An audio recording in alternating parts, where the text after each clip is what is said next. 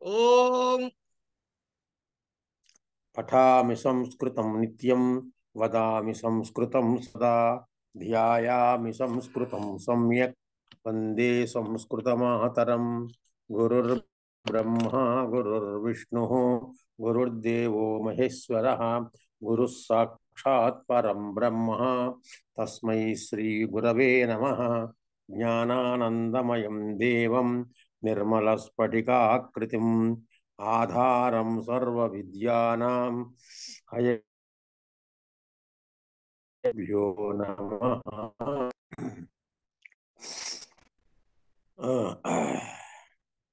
168వ పేజీలో లోచనం. అహో దైవగతిరితి.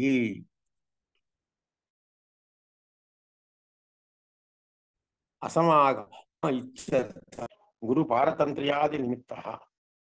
గొప్పనైనటువంటి పారతంత్ర్యము అంటే స్వతంత్రము లేకపోవటము, పరుల యొక్క తంత్రంలో ఉండటమే పారతంత్ర్యం.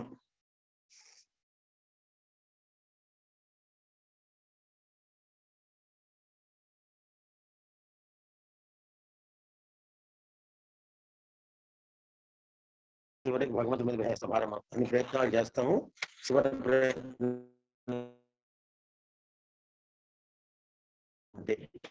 అది పర్యుపాసతే తేషాం నిత్యావయుక్తానాం యోగక్షేమం వహామి.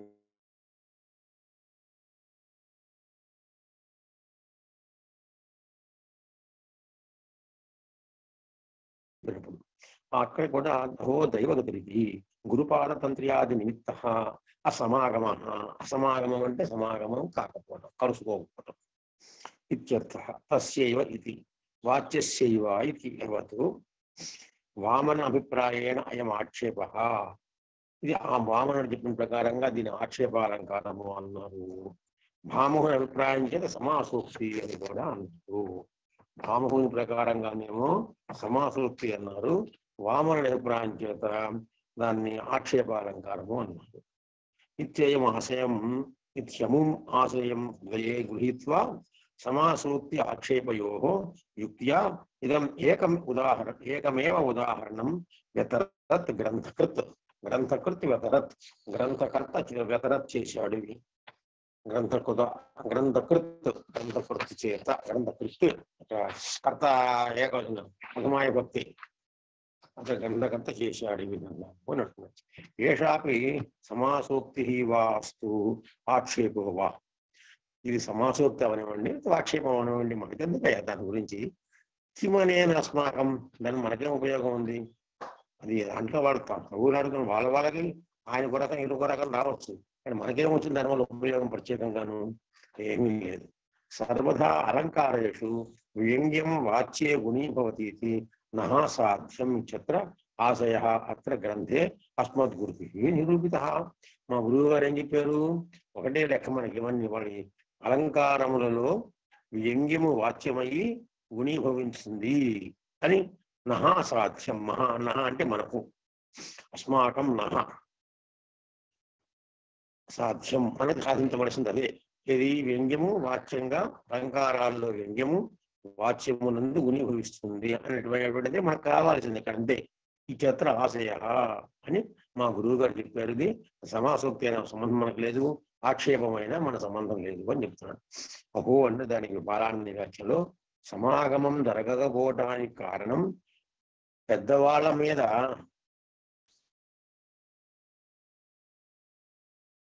ఆధారపడి ఉండటం, పారతంత్ర్యం స్వాతంత్ర్యం లేకపోవటం అని అర్థము. తస్యైవ అనగా ఆ వాచ్యానికే అని అర్థంట. అనురాగవతి ఇత్యాది శ్లోకంలో వామనుని అభిప్రాయ ప్రకారం అనగా ఉపమానాన్ని వ్యంజింపజేయటం ఆక్షేపం. ఉపమానాన్ని వ్యంజింపజేయటం ఆక్షేపం అనే రెండవ పక్షంలో, ఇదేమో వామనుడిది ఉపమానం ఏం చెప్పాడు? ఆక్షేపాలంకారం అంటాడు. అదే చెప్తున్నాడు అక్కడ. ఉపమానాన్ని వ్యంజింపజేయటమే ఆక్షేపము అన్నట్టు. రెండవ పక్షంలో ఆక్షేపాలను. భామహుని మతం ప్రకారం అయితే సమాసోక్తి అంటే ఈ అభిప్రాయాన్ని మనస్సులో ఉంచుకొని గ్రంథకారుడు సమాసోక్తి ఆక్షేపాలంకారాలన్నిటికీ మనస్సు కలిపేసి అంటే యుక్త్యా లేదా యుక్తి చేత లాఘవం కొరకు లఘుత్వం కొరకు లాఘవం కొరకు అంటే అక్కడ అర్థం ఏంటది లాఘవము అంటే అంటే రెండు పదములు చెప్పబడిన ప్రదేశంలో ఒక పదంతోనే తప్ప ముందు వెళ్ళిపోవడం దాన్ని లాఘవము అంటారు అంటే ఎక్కువ పదాలు వాడకుండా తక్కువ పదాలతో చెప్పుకున్నప్పుడు దాని లాఘవము అని కూడా మనం కొంచెం అంటే లఘుత్వం లఘిగతం ఇంకో అర్థం ఏంటంటే లఘిగతం గమనం దూకటం కూడా ఇట్టింగ్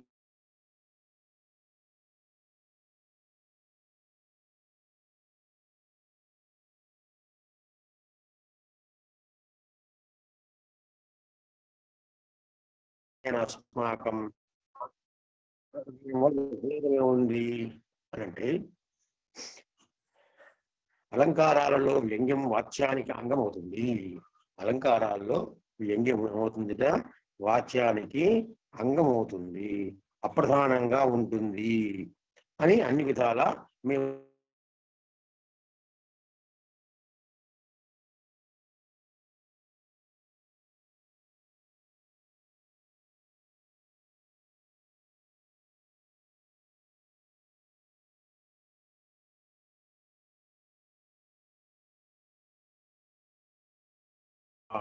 తథా యథా చేతి ఉపమాయా ఇది అంటే దృష్టాంతాపి వ్యపదేశः అపి ఉపదేశము కూడా ప్రాధాన్యం కృత ఏవ ప్రాధాన్యకృత ఏవ ఇది భవతి ఇది ప్రాధాన్యముగానే అవుతుంది అని అత్ర దృష్టాంతాన్ని స్వపర సిద్ధం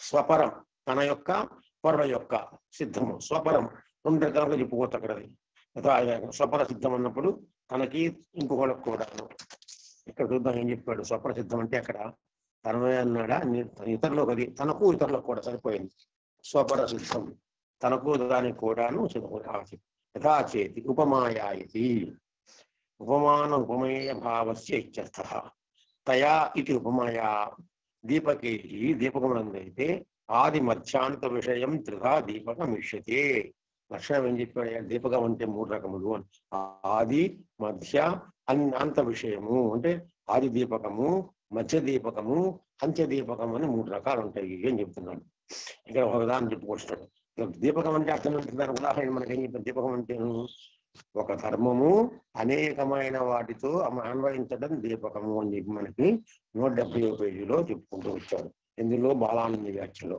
అంటే ఒక ధర్మము అనేకమైన వాటిల్లో కూడా అన్వయించడం దీపకాలంకారము అంటారు ఇక్కడ ఏం చెప్పాడు ఆ దీపకాలంకారం మూడు రకములు అన్నాడు ఆ మూడు రకములు అంటే మొదటి ఆది దీపకము మధ్య దీపకము అంత్య దీపకము అని మూడు రకములు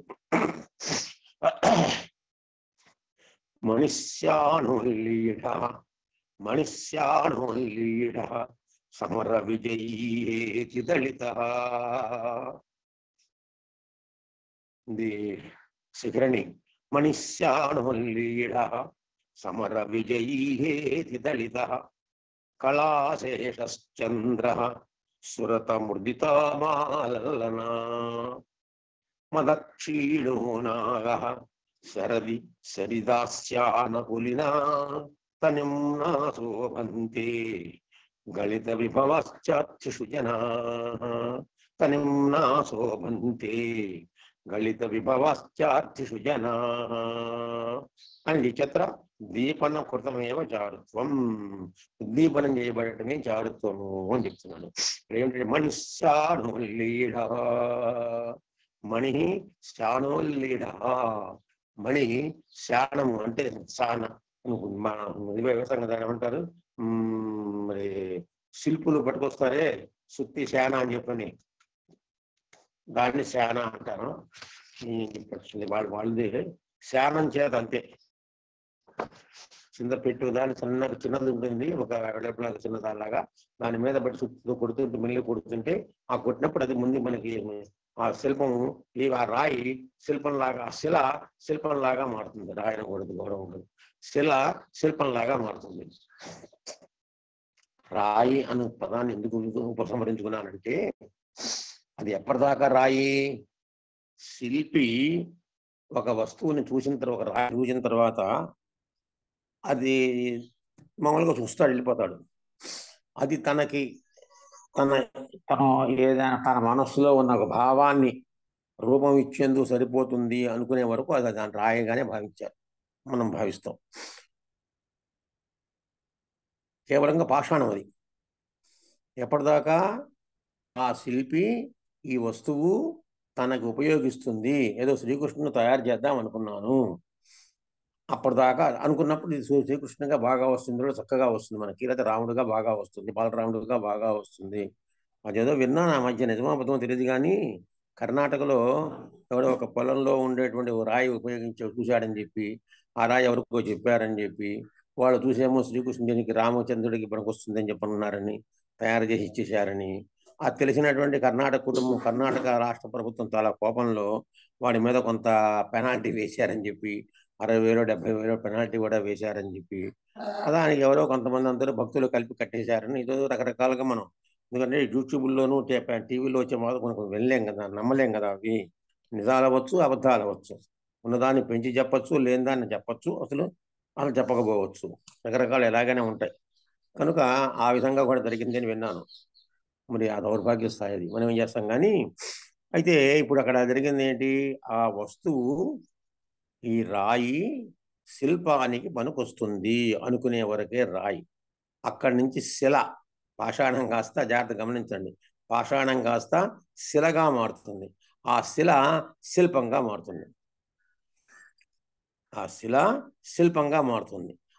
అది ఎందువల్ల, ఆ కేవలంగా ఆ శిల్పి యొక్క చేతిలో ఉండేటువంటి ఒక నాజూకుతనం అనండి, గొప్పతనం చేత, పనితనం చేత, నైపుణ్యం చేత. ఇక్కడేంటి, మణిశాణోల్లీఢ, మణి ఈ శానంతో దెబ్బలు కుడుతూనే ఉంటుంది, అలాగే దెబ్బలు తిని తిని తిని తిని తిని మణిని చక్కగా తయారు చేస్తారన్నమాట. మనకి ఏ రూపంలో కావాలంటే ఆ రూపంలో ముడి సరుకైనటువంటి మణిని తీసుకొచ్చి దాన్ని సరి అయినటువంటి మంచి అందమైన రూపంలో, ఏ రూపంలో తయారైనప్పుడు అలాంటిది. అంటే శానము చేత దెబ్బలు కొట్టబడినటువంటి మణి, సమర విజయీ హేతి దళిత, సమర విజయీ హేతి దళిత, సమర విజయీ అంటే యుద్ధంలో జయించటము, ఎలా, ఎవరు యుద్ధంలో జయించిన వాడు, సమర విజయీ హేతి దళిత, మళ్ళీ అన్నాడు హేతి దళిత, దళనం అంటే చీల్చేయటం, దేని చేత, ఆయుధాల చేత, ఆయుధముల చేత, శత్రువుల చేత చీల్చబడిన శరీరం గలవాడై, అంటే బాగా శరీరం నిండా గాయాలైనటువంటి వాడు కూడా, యుద్ధంలో జయించిన వాడు కూడా అంటే మణి దెబ్బలు, శానము చేత దెబ్బతిన్నట్టు, సాన చేత దెబ్బలు తిన్నటువంటి మణి ఒక పక్కన, రెండవది యుద్ధంలో దెబ్బలు తిని గాయాలతో వాళ్ళంతా గాయాల రక్తసింధ, రణకిణ స్థపడిత వక్షస్థల అని ప్రయోగిస్తాడు ఒక చోట, రణకిణ స్థపడిత వక్షస్థల, వక్షస్థలం గల వాడంతా ఎర్రగా దెబ్బలతో రక్తం గారిపోతూ ఉండేది, మంచిది, అలాంటి ఉత్సాహంగా అవన్నీ చెప్పుకోవచ్చు. అతను రెండవది కళాశేషశ్చంద్ర, చంద్రుడు కళాశేష, కళ యొక్క ఒక్క కళ మాత్రమే మిగిలిపోయిన చంద్రుడు, చంద్రుడు ఒక్క కళ మాత్రమే మిగిలిపోయాట, అంటే మొత్తం 16 కళల్లో ఒక్క కళే మిగిలిన చంద్రుడికి, మిగతా అన్ని కళలు కూడా పోయినాయి, ఆ ఒక్క కళ మిగిలిపోయినా కూడా అటువంటి చంద్రుడు. ఎక్కడున్నాడు ఆయన, కళాశేష చంద్రుడు, కళాచంద్రుడు శివుని యొక్క శిరస్సునే ఉన్నాడు, ఒకటే కళ.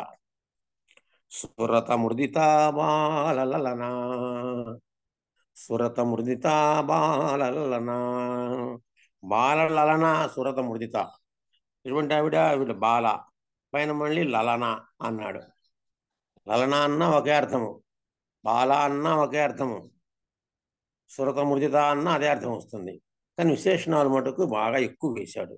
సురత ముర్దిత అంటే సురత క్రీడ యందు బాగా ఆనందించినటువంటిది స్త్రీలింగం. దేవి ముర్దిత అనలేదు ఆయన, సంస్కృత భాష యొక్క గొప్పతనం ఇక్కడ మనం గమనించాలి. ఆ తా దీర్ఘం తీసేసి హ్రస్వం పెట్టి విసర్గలు పెట్టేస్తే అయిపోయి పురుషుడిగా మారిపోతాడు. లేదు దీర్ఘం పెట్టి హ్రస్వం విసర్గలు లేకుండా పోతే స్త్రీగా అయిపోతుంది. అంటే ఎవరిని గురించి చెప్పాలి అనుకుంటే వాళ్ళని గురించి మాత్రమే చెప్పేందుకు వీలుగా ఆ పద ప్రయోగము పుంస్త్రీ విశేషాల్లో చక్కగా స్పష్టంగా కనపడుతుంది. సురత మృదిత అన్నాడు. అంటే ఈ సురత క్రీడ యందు బాగా ఆనందించినటువంటి అన్నాడు. సురత ముదిత బాల లలన. ఎటువంటిది ఆవిడ? బాల లలన. లలన అంటే స్త్రీ, బాల లలన ముగ్ధ స్త్రీ అన్నమాట. అలాగా అక్కడ మనం చెప్పుకోవాల్సింది ముగ్ధ. ప్రతాపరుద్రీయంలోకి ఒక్కసారి మనం వెనక్కి వెళ్ళామంటే ఉదయద్యౌవన ముగ్ధ లజ్జా విదిత మన్మథ. లజ్జా మన్మథ మధ్యస్థ మధ్యమోచిత యౌవన స్మరదిందీకృత వ్రీడా ప్రౌఢ సంపూర్ణ యౌవన అని అక్కడ ముగ్ధ మధ్య ప్రౌఢ అని ముగ్గురు లక్షణాలు చెప్పుకుంటూ వచ్చాడు. ఇక్కడ ఏమిటి? బాలలలన అన్నాడు. అంటే బాలలలన ప్రౌఢ అయితే ఒక రకంగా ఉంటుంది, ప్రౌఢ కాదు కాబట్టి బాలలలన కాబట్టి సురత మృదిత అని కూడా చెప్పాడు. అంటే సురత క్రీడ యందు బాగా సమ్మర్దింపజేయబడినటువంటి, సమ్మర్దనముతో బాగా శారీరకంగా బాగా నలిగిపోయినటువంటి ఆ బాల లలన ఒక స్త్రీ, అందమైనటువంటి స్త్రీ. మదక్షీణో నాగ. పైన మళ్ళీ నాగ పాము.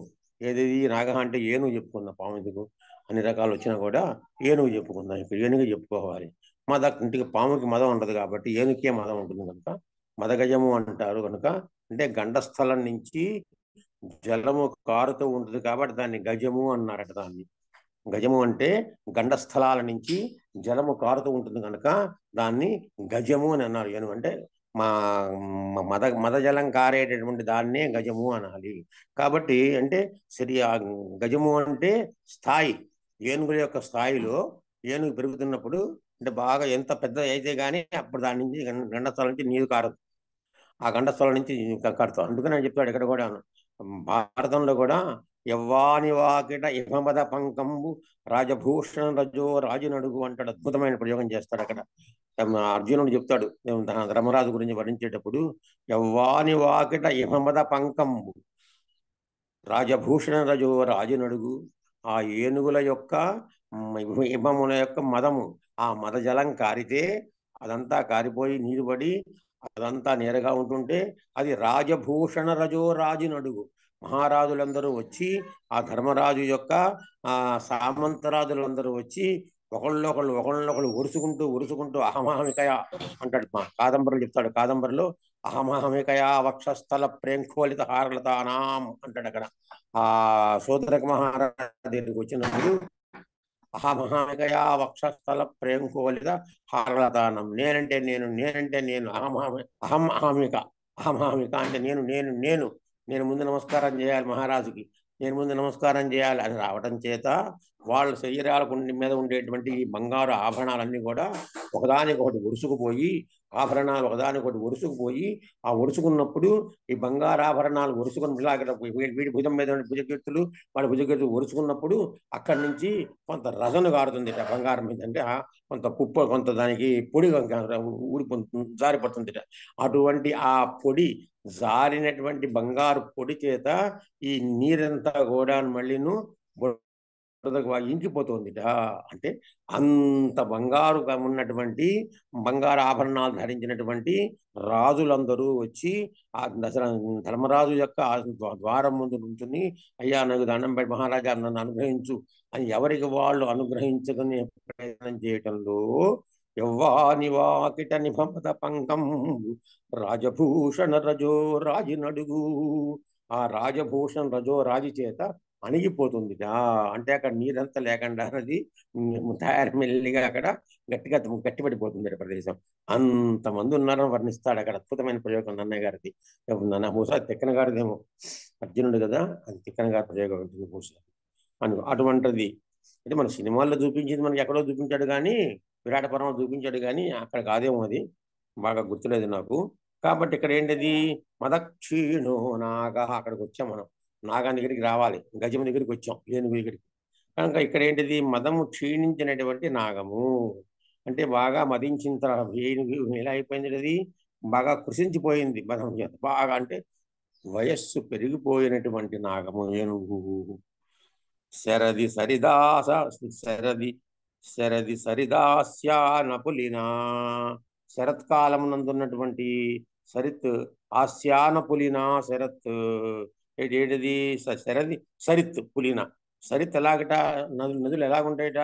ఆస్యాన పులినా శరది, శరత్కాలములో, శరది అంటే శరత్కాలములో, ఆస్యాన పులినా సరిత్, ఆ పులినము అంటే ఇసుక తిన్నెలు, ఇసుక తిన్నె శరత్కాలంలో నదులన్నీ కూడా బాగా ఇంకిపోయి ఉంటాయి. నదులన్నీ నీరంతా ఇంకిపోయి అక్కడక్కడక్కడ నీరు ఉంటుంది. మధ్యలోనేమో ఈ పులినములు అంటే ఇసుక తెన్నెలు అక్కడక్కడక్కడ కనపడుతుంటాయి. అంటే శరత్కాలము ఇసుక తెన్నెలతో నిండిపోయినటువంటి ఒక దీనిలాగా ఉన్నది, నదిలాగా ఉన్నది అన్నాడు. అంటే అది కూడా శోభనే, నదికి అది కూడా శోభనే. వర్షాకాలంలో బ్రహ్మాండంగా పోటెత్తి ఉన్నటువంటి నది ఎలా అంత అందంగా ఉంటుందో, అక్కడక్కడక్కడ అంటే ఇసుక లాగా అక్కడ కనపడే మధ్యలో నీళ్లు, మళ్ళీ ఇంకో పక్కన మళ్ళీ నీళ్లు, అది కూడా ఒక విధమైన చూసేవాడికి అందంగానే కనపడుతుంది. ఎప్పుడది వాడు చూసే కళ్ళల్లో ఒక విధమైనటువంటి ఆనందం ఉంటే, వాడి మనసులో ఆనందం ఉంటే, చూసే దాంట్లో సౌందర్యాన్ని చూడగలిగితే వాడు చూస్తాడు. అయితే మామూలుగా వాడికి ఏదో పిచ్చేసలాగా ఏదో ఇసుక తిన్నెలు అనుకుంటాడు. చూసిన వాడు ఇంకో రకంగా పోలుస్తాడు. అలాగ రకరకాలమైన భావాన్ని బట్టి ఉంటుంది అక్కడ. ఇవన్నీ కూడా తనిమ్నా శోభంతే, ఇది క్రియాపదం. శోభంతే బహువచనం. ఇవన్నీ కూడాను ఏమిటేమిటి? మనిషానోల్లీఢ, శానోల్లీఢ మణి, సమర విజయీ హేతుదళిత, కళాశేఖశ్చంద్ర, సురతముజిత బాలలన, మదక్షీణో నాగ, శరద శరదాస్యాన పులిన. ఇవన్నీ కూడా ఒకటి, ఏకం ద్వే త్రీణి చత్వారి పంచ షడ్, ఈ షట్ ఈ ఆరు, ఇవన్నీ ఈ ఆరు అలంకార ఇవి కూడా ఉపమానం ఉదాహరణలు కూడా. తనిమ్నా శోభంతే, తనిమ్నా అంటే కృషించిపోవటం చేత, బాగా క్షీణించిపోవడం చేత ప్రకాశిస్తున్నాయి అన్నమాట. గళిత విభవాశ్చార్థి కూడా చెప్పాడు. గళిత విభవాశ్చార్థిషు జనా, ఏడోది. ఈ ఆరే కాదు, అర్థిషు జనా గళిత విభవాహ, అర్థిషు అంటే తమ యొక్క ఐశ్వర్యానంతటినీ కూడాను దానం చేసేస్తాం. అర్థులకు, యాచకులకు దానం చేసేసినప్పుడు ఆ మహారాజు కూడా ఏమీ లేనివాడైపోతాడు. అది కూడా ఒక గొప్పతనమే, ఒక అందమే అంటాడు. కాళిదాసు గారు ప్రయోగిస్తారు. ఇక్కడ రఘువంశంలో చూసినప్పుడు కౌత్సుడు అనేటువంటి వాడు అక్కడికి రఘుమహారాజు దగ్గరికి వెళ్ళినప్పుడు అక్కడ అంటాడు, ఆయన కౌత్సుడు అంటాడు. అప్పటికే ఏంటది, సమురన్మయే వీత హిరణ్మయత్వాత్ పాత్రే నిధాయార్ఘ్యమనర్ఘ్యశీల, శృత ప్రకాశం యశస ప్రకాశో ప్రచుజ్యగామాతిథిమాతిథేయ. అద్భుతమైన శ్లోకం. సమురన్మయే వీత హిరణ్మయత్వాత్, వీత హిరణ్మయత్వాత్, పాత్రే మృణ్మయే, పాత్రే అంటే బంగారం అంతా అయిపోవడం చేత, బంగారం లేకపోవడం చేత మట్టి పాత్రలో ఈ రఘుమహారాజు గారు ఎవరికి అనర్ఘ్యశీల, అనర్ఘ్యమైనటువంటి శీలం కలిగినటువంటి వాడు ఎవరు? ఆయన ఈ కౌత్సుని దగ్గరికి ఎదురెళ్ళి నీళ్లు పట్టుకు మట్టి పాత్రలో నీళ్ళు వెళ్ళాట. మట్టి పాత్రలు ఎప్పుడైతే తీసుకెళ్ళాడో అర్థమైపోయింది దానికి. మహారాజు గారు బంగారు పాత్రలో, స్వర్ణ పాత్రలో నీళ్లు తీసుకుని వచ్చి పాద ప్రక్షాళన చేయవలసింది పోయి మట్టి పాత్రలో నీళ్లు తెచ్చాడు అనగానే ఈయన దగ్గర అన్నీ కూడా పోయినాయి అని నిశ్చయించుకుని అంటాడు అనమాట. అక్కడ చక్కని ప్రయోగం చేస్తాడు. చాతకోపి నిర్జలం మేఘం,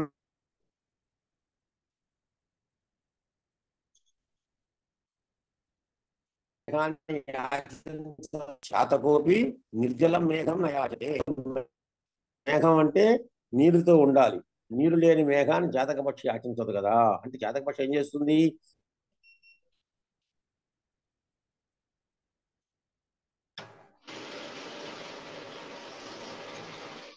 నీళ్లు తాగదు. జాతక ఆకాశం మీద నుంచి మేఘంచి జారి పడుతుంటే చుక్కలు, ఈ పక్షి ఎగిరి అదేం చేస్తుంది? ఆ జాతక పక్షి మేఘాన్ని ఆశిస్తూ ఉంటుంది. బాగా నిండుగా ఉన్న మేఘం చూసి వస్తే బాగుండు, మేఘం వస్తే బాగుండు తన దత్తగా తీరేందుకు.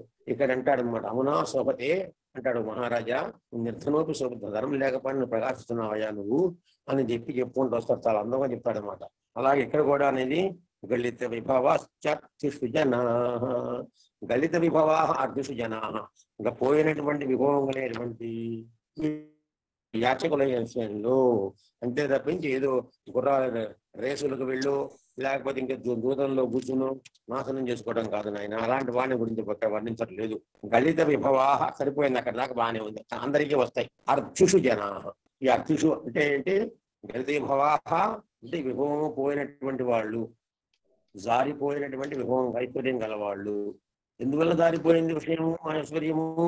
అర్థిషు, అర్థుల యందు, యాచకుల విషయంలో అన్నట్టు. అంటే యాచకులకు దానము చేయుటతోనే అతని ఐశ్వర్యం అంతా పోయింది. యాచకులకు దానం చేయకపోవడం అనేటటువంటిది అది ఒక తప్పు. యాచకులకు దానం చేయకపోవటం అనేటటువంటి చాలా నేరము అంటాడు అక్కడ చెప్పి ఒక శ్లోకంలో. బహుశా అది నైషధంలో అనుకుంటా. ఇంకేంటి చెప్తాడు అక్కడది.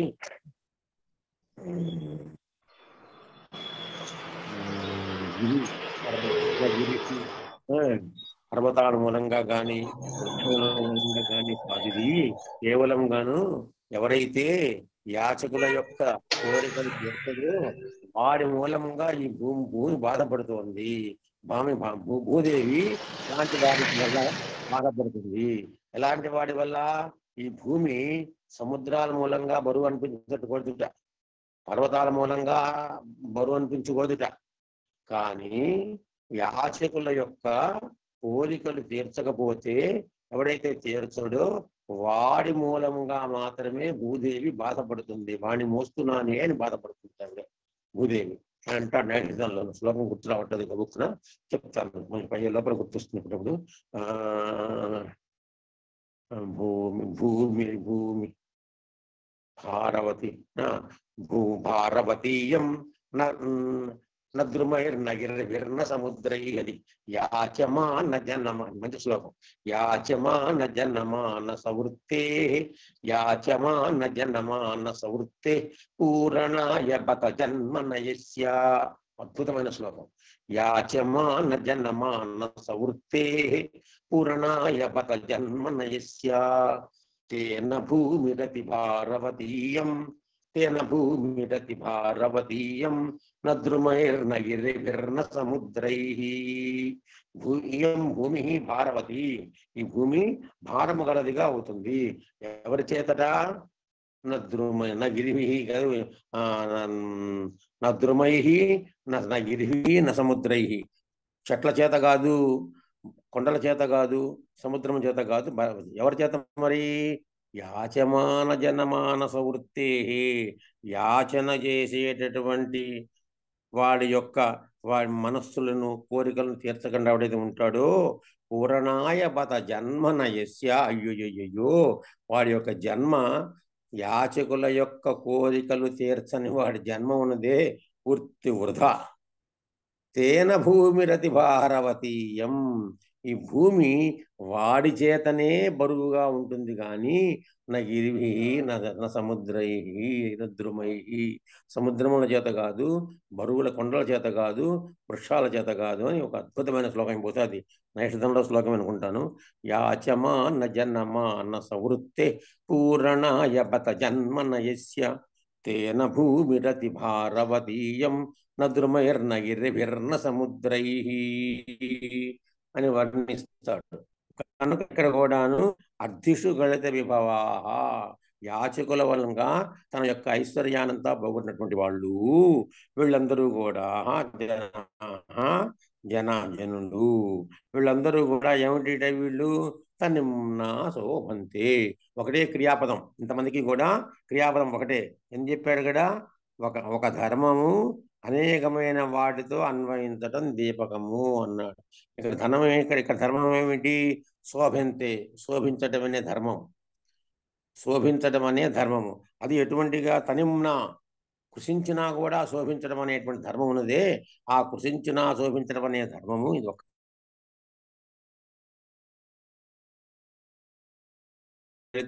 కళాశేఖ చంద్ర సురతముదిత బాలలన మదక్షిణో నాగ శరద శరదాస్యాన పులిన గత విభవాశ్చర్దిశజన్.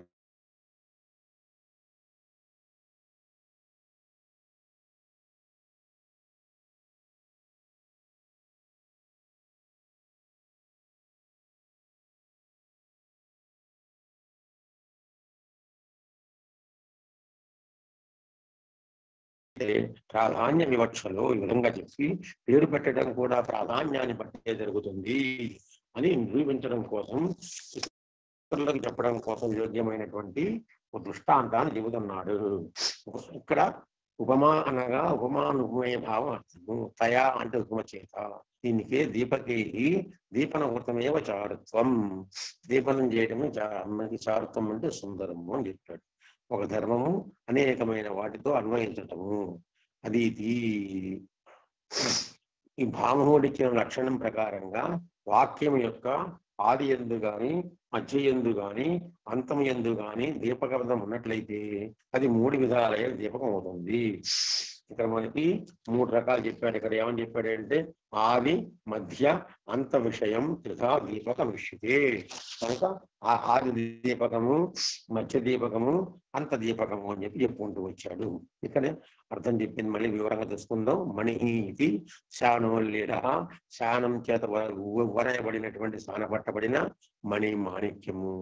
ఏది దళిత ఆయుధాల చేత చేతివేయబడిన అంటే గాయాలు తగిలినటువంటి సమర విజయి, యుద్ధంలో విజయం పొందినవాడు.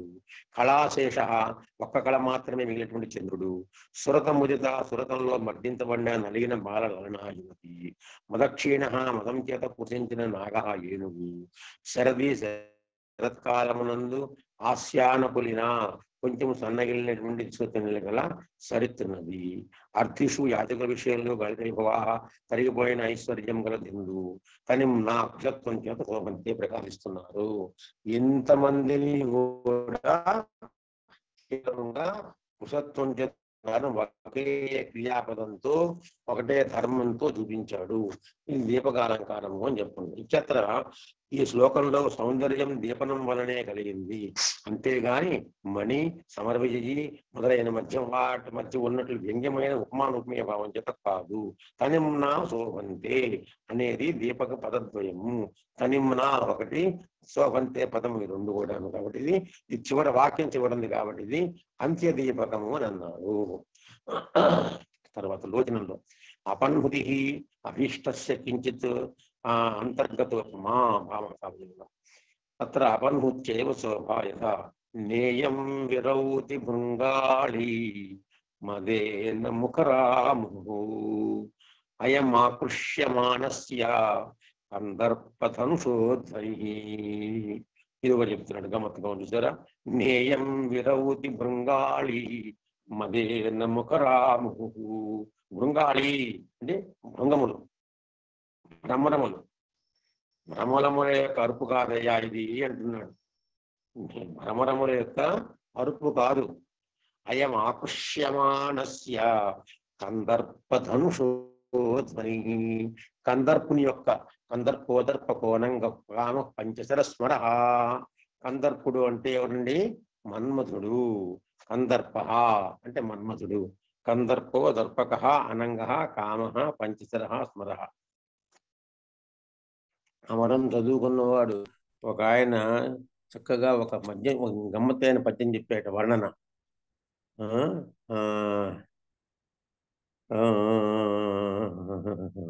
కోనంగుడేయంగా పుంసివా చెట్టెక్కి ఇత్యపులు కూయంగా, అది ఇత్యపులు కూయంగా కోనంగుడేయంగా పుంసివా చెట్టెక్కి ఇలా నాట్యమాడే అన్నట్టు పద్యం.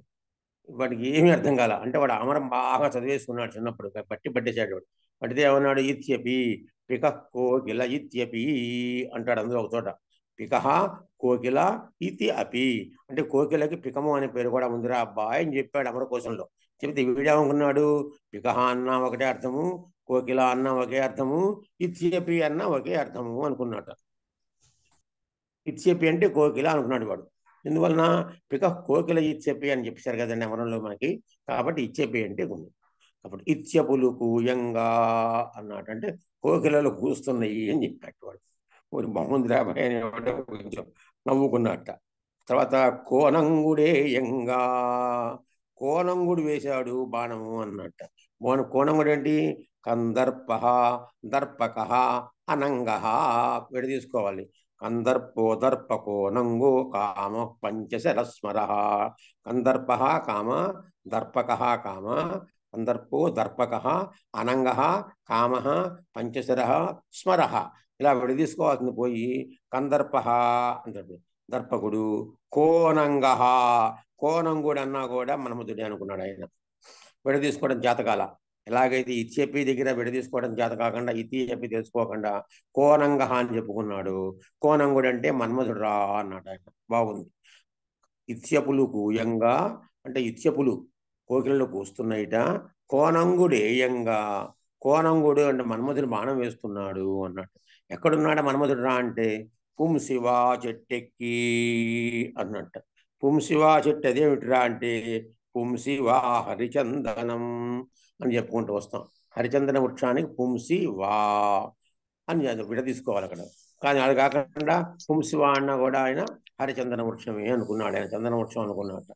అది ఎక్కి ఇలా నాట్యమాడే అని చెప్పాట ఇచ్చపులు భూయంగ కోనంగుడేయంగ పుంశివా చెట్టెక్కి ఇలా నాట్యమాడే అని చెప్పాట అంటే భాషని అన్వయం చేసుకోవటం చేత కాకపోవడంతో వచ్చేటటువంటి ఇబ్బందులది ఇక్కడ ఏమొచ్చింది ఎందుకు చెప్పామంటే కందర్ప అంటే మన్మధుడు కనుక నేయం విరవతి భృంగాళి మదేన ముఖరాము అయం ఆకృష్యమాణస్య కందర్ప ధనుషోధ్వని ఇది కందర్పుని యొక్క ధనస్సు మన్మధుడు ఆకృష్యమాణస్య ధనుష బాగా లాగి పెట్టబడినటువంటి కందర్పుని మన్మధుని యొక్క ధనస్సు ధ్వని గాని ఇది ఇక్కడ చేరినటువంటి ఈ భ్రమరములు భృంగములు అవి అరుస్తున్నాయే వాటి అరుపులు కాదయ్యా అన్నట్ట అంటే అక్కడ చమత్కారం ఏమిటి ఈ ఈ మన్మధుడి భృంగముల యొక్క ఆ ధ్వనిని వాటి భృంగములు శబ్దం చేస్తుంటే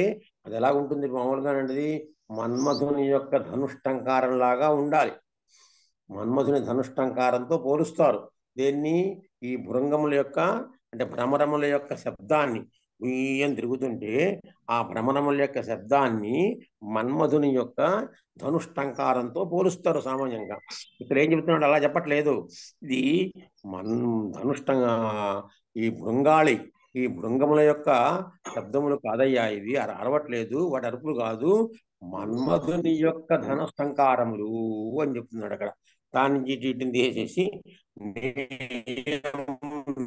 భృంగాళి భృంగాళి మదేన ముఖరాము నా ఇయం విరవతి ఈ భృంగాళి ఉందే ఇయం భృంగాళి ఈ భృంగముల యొక్క వరుస ఇయం స్త్రీలింగం అదంతా ఇది ముఖరాము మాటి మాటికి అరుస్తున్నాయి మదించినటువంటి ఈ భృంగములు అరుపులు కాదయ్యా ఇవి ఏమిటి మరి అంటే అయ్యం ఆకృష్యమానస్య కందర్ప ధనుషోధ్వని అలాగా లాగినటువంటి ఆ మన్మధుని యొక్క ధనస్సు యొక్క ధ్వని గాని ఇది భృంగముల యొక్క అరుపులు కాదు అని చెప్పారు అపన్హుతికి భామహుక్త లక్షణం చూసి స్వభవాక్యమైన అపన్హుతి చేతనే చెబుతున్నాడు అపన్హుతి అంటే అభీష్టస్య వర్ణించటానికి ఇష్టమైన దాని యొక్క కొంచెం ఉపమా అంతర్గతం ఉన్నట్లయితే అపన్హుతి అలంకారము అంటే అపన్హుతి అంటే ఏం చెప్పేట దానికి అంటే మామూలుగా వర్ణించటానికి ఇష్టమైన దాని యొక్క కొంచెం ఉపమా అంతర్గతంగా ఉంటే అది అపన్హుతి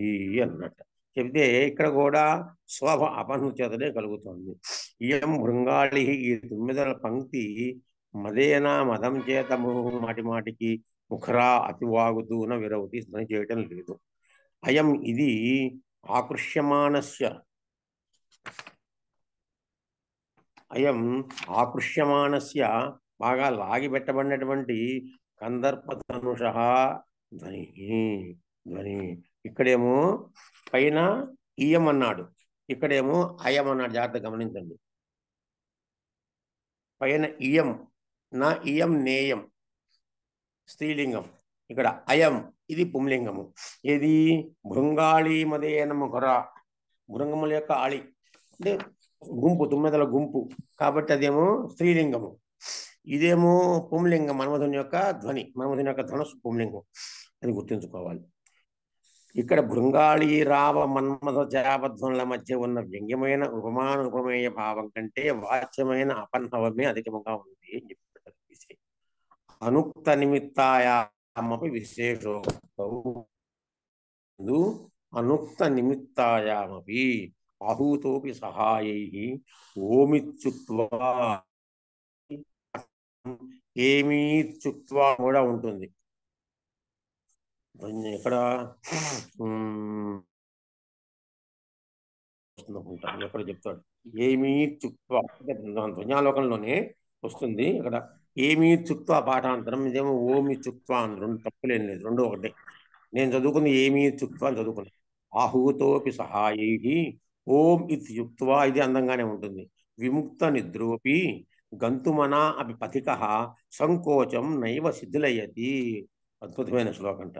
అంటే కొంతమంది స్నేహితులు కలిసి, అయినా రేపు పొద్దున్నే మనం 3 గంటలకు 4 గంటలకు బయలుదేరి ఇక్కడి నుంచి ఫలానా ఊరు వెళ్ళాలి, రెడీ అవ్వండిరా అని చెప్పుకున్నారు. సిద్ధపడిపోతున్నారు. కొంతమంది స్నేహితులు కలిసి ఊరు నుంచి ఇంకో ఊరు వెళ్ళేందుకు ప్రయాణం చేయాలి. తెల్లవారుజామున లేచి ప్రయాణం చేస్తే త్వరగా వెళ్ళిపోతాను రా అని చెప్పన్నట్ట. వాడందరూ బలా ఇన్ని గంటలకల్లా మనతో చేరుకోవాలి అనుకున్నారు. కానీ అందులో ఒకడు రాలా. అక్కడికి రాకపోయేటప్పటికి ఏం చేశారు, వాళ్ళందరూ బయలుదేరి వాడి ఇంటి ముందుకు వచ్చారు. ఇంటి ముందుకు వచ్చినంతని ఏది మన ధనుర్మాసంలో గోదాదేవి వీళ్ళందరినీ పిలిచినట్టుగా ఇంటి ముందుకు వచ్చి నుంచుంటే అక్కడికి వచ్చి ఆహూత, లోపల రేసి రారా తొందరగా, ఎంత పడుకుంటావురా, ఇంకా నిద్ర ఏంటిరా, లే లే లే లే అయిపోతాం, తెల్లవారిపోతాం, లే పదా వెళ్ళిపోవాలి, వాడికి మనం తాళ దూరం వెళ్ళాల్సింది పదా అని అందరినీ గట్టిగా పిలుస్తుంటే ఓ అన్నట్ట. ఏమన్నాడైనా ఓం అన్నాడు, అంతే. ఇత్యుక్త్వా అవే అన్నాడు. అని విముక్త నిద్రోపి, విముక్త నిద్ర అపి అంటే నిద్ర నిద్ర నిద్రంతా పోయింది, వాళ్ళ పిల్లలు పోయింది, కానీ మంచం మీదే పడుకుని ఓం అన్నట్ట అనేసి. గంతుమనా అపి పథిక, గంతుమనా అపి పథిక, పథిక గంతుమనా అపి వెళ్లేందుకు ఇష్టం ఉన్నప్పటికీ, మనస్సు ఉన్నవాడినప్పటికీ సంకోచం నైవశిలయతి, సంకోచాన్ని వదిలిపెట్టడం లేదు అన్నాడు. ఇది శ్లోకం. అంటే స్నేహితులందరూ వచ్చి ఇంటి ముందు నుంచుని వాడిని పిలుస్తుంటే నిద్ర వదిలిపోయినప్పటికీ కూడా అలాగే మంచం మీద పడుకుని ఓం వస్తాను, అలాగే వస్తున్నాను రా, ఉన్నాను రా అని చెబుతున్నటువంటి వాడు కూడా దాని సంకోచాన్ని వదలలేకపోతున్నాడు. అంటే నిద్ర ఉన్నటువంటి భార్యని వదిలిపెట్టి వాడు వచ్చేందుకు వాడికి ఇష్టపడటం లేదు అని చమత్కారం అక్కడది. అక్కడ ఇత్యాదౌ వ్యంగ్యస్య ప్రకరణ సామర్థ్యాత్ ప్రతీతి మాత్రం నతు తత్తు ప్రీతి తత్తు ప్రతీతి నిమిత్త కాచిత్ చారుత్వ నిష్పత్తి ఇది న ప్రాధాన్యం. ప్రకరణాన్ని బట్టి మనం తీసుకోవాలి. మనకు చెప్పుకున్నాం కావ్య ప్రకాశంలో సంయోగో విప్రయోగశ్చ సహచర్యం విరోధిత అర్థ ప్రకరణం లింగం శబ్దస్య అన్యస్య సన్నిధి సామర్థ్యం ఔచితి దేశ కాల వ్యక్తి స్వరాదయ శబ్దార్థస్య అనవచ్ఛేదే విశేష స్మృతిహేతవ. శబ్దం యొక్క అర్థాన్ని తెలుసుకోవాలి అంటే, ఒక పదం యొక్క అర్థాన్ని తెలుసుకోవాలి అంటే ఆ ప్రకరణాన్ని బట్టి మనం మాట్లాడాలి, కానీ ప్రకరణం తెలియకుండా మనం మాట్లాడకూడదు. మనం 10 మంది మాట్లాడుకుంటున్నారు, ఏదో విషయం వచ్చింది, అక్కడికి చేరాం, వాళ్ళు ఏదో ఒక మాట వినంగానే అది ఎందుకు వచ్చింది, ఏ సందర్భంలో వచ్చింది తెలియకుండా దాని మీద మనం వ్యాఖ్యానం చేయడం తప్పు. ఎందువల్లంటే ఆ ప్రకరణానికి రైటే. అలాగే మనం చాలాసార్లు చెప్పుకున్నాం, నా స్త్రీ స్వాతంత్ర్యం అర్హతి అని చెప్పి. పితా రక్షతి కౌమారే భర్త రక్షతి యౌవనే రక్షంతి స్థావిరే పుత్రాః నా స్త్రీ స్వాతంత్ర్యం అర్హతి. స్త్రీ స్వాతంత్ర్యమునకు అర్హురాలు కాదు. దేంట్లోనూ, ఏ విషయంలోనూ, అది ప్రకరణం. ఏ ప్రకరణంలోనూ? రక్షణ ప్రకరణంలోనూ. పితా రక్షతి కౌమారే, ఆవిడ్ని రక్షించవలసింది చిన్నతనంలో తండ్రి కాపాడుకుంటూ ఉంటాడు, తండ్రికే బాధ్యత. కుమార్తెను కాపాడుకోవాల్సిన బాధ్యత తండ్రికి. ఇంట్లో నుంచి బయటికి వెళ్ళిన తర్వాత మళ్ళీ ఇంటికి వరకు కాపాడుకోవాల్సిన బాధ్యత తండ్రిది. తర్వాత పెళ్ళైతే భర్తది. అద్దాటిన తర్వాత ముసలితనంలో పిల్లలు బాధ్యత వహించాలి. అంతే తప్పించి ఆవిడ రక్షణ బాధ్యత విషయం గ్రహించాలి మనం. ఇక్కడ ప్రకరణము కేవలంగాను రక్షణ విషయంలోనే ప్రకరణం. ఆవిడ్ని రక్షించుకునే, స్త్రీని రక్షించుకునే ప్రకరణంలో తండ్రి, భర్త, కొడుకులు అంతే తప్పించి నా స్త్రీ స్వాతంత్రం అర్హత అంటే స్త్రీకి స్వాతంత్ర్యం లేదు అని దాన్ని పట్టుకుని మను సంభవాల్ని మను మను ధర్మశాస్త్రాన్ని నేను చింపేస్తాను, తగలబెట్టేస్తాను అని పిచ్చివాగుడు వాగేటువంటి అజ్ఞానులు ఉన్నారే కొంతమంది తయారయ్యారు. ప్రత్యేకంగా ఒక అజ్ఞాన సమితి ఒకటి ఉంది, జన అజ్ఞాన సమితి. ఆ జన అజ్ఞాన సమితి వాళ్ళు ఏం చేస్తుంటారు, ఇలాంటివన్నీ తీసుకుని వాళ్ళకి అవగాహన లేక, వాళ్ళకి దాని మీద తెలుసుకుని తెలివితేటలు లేక, నా స్త్రీ స్వాతంత్రం అర్హతి అంటే స్త్రీకి స్వాతంత్రం అక్కర్లేదని చెప్పాడు మనువు, కాబట్టి చింపేస్తాను అని పిచ్చి వేషాలు వేస్తున్నారు. కానీ ప్రకరణం ఏమిటి చూసుకొని ఆయన అంటే రక్షణ ప్రకరణలు ఆవిడ కుంగుఫూలు నేర్చుకును, లేకపోతే AK-47ని పట్టుకును ఆవిడ తిరగాల్సిన పని లేదు. ఆవిడని రక్షించుకోవాల్సిన బాధ్యత సమాజానికి. అది ఎంతవరకు చెప్పుకోవాలి, అది ప్రకరణం అంటే. ఆ ప్రకరణం తెలుసుకో. ఇక్కడ కూడా మనకేం చెప్పాడు, ప్రకరణ సామర్థ్యం వలన అన్నాడు. ఇక్కడ ప్రకరణ సామర్థ్యం ఏమిటి, అతను నిద్రపోతున్నాడు, తెల్లవారైంది, భార్యాభర్తలు నిద్రపోతున్నారు, 3వ గంటకల్లా వచ్చి స్నేహితులు వచ్చారు, లేరా ఆయన వస్తాను రావట్లేదేలా లేరా అని పిలిచారు, అని పలికాడు, నిద్రపోయింది, అయినా లేచి రాలేకపోతున్నాడు అన్నాడు. అంటే అక్కడ ప్రకరణం ఏమిటి, పక్కన ఎవరున్నారు, భార్య ఉన్నది. భార్య ఉన్న సందర్భంలో ఆవిడ్ని వదిలి వెళ్ళేందుకు అతనికి ఇష్టపడట్లేదు. అది సంకోచము. ఎందుకు ఇష్టపడట్లేదు, వస్తానని చెప్పాడు కదా, వెళ్ళాలి కదా, మాట తప్పకూడదు కదా. అంటే వెళితే మళ్ళీ ఎన్ని రోజులు తిరిగి వస్తాడో తెలియదు కాబట్టి కొంచెం సేపు ఇక్కడే ఉందాము అనేటువంటి భావం అందులో ధ్వనిస్తుంది. కనుక ప్రకరణ సామర్థ్యము చేత వ్యంగ్యార్థము స్ఫురిస్తూ వస్తుంది అని మనకి చెప్పుకుంటూ వచ్చాడు. ఏవం విచార్య ఉద్దేశక్రమేణ అనుక్త నిమిత్తాయామితి. ఇక్కడికి ఆపుకుందాం, ఈ ప్రకరణం వరకును ఆపుకుందాం. 171వ పేజీ వరకు చివరగా ఆపుకుందాం. బాలానందిని పూర్తి చేసుకుందాం, తర్వాత లోచనం తర్వాత చెప్పుకుందాం. స్వస్తి 12/3/24.